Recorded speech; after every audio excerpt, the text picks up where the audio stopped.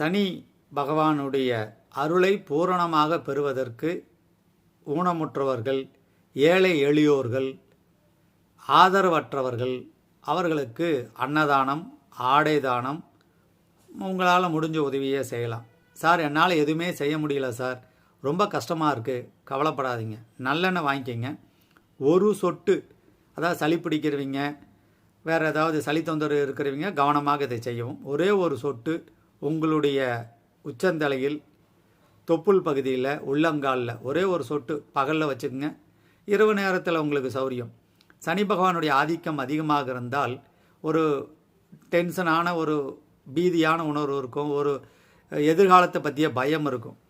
இந்த அனைத்து நரம்புகளும் ஒன்று கூடக்கூடிய உச்சந்தால், தொப்புள் பகுதி, உள்ளங்காலில் இந்த நல்லெண்ணெயை ஒரு சொட்டு தடவனிங்கன்னா போதும், வாழ்வு மலரும். வெற்றி நிச்சயம், வெற்றி நிச்சயம்.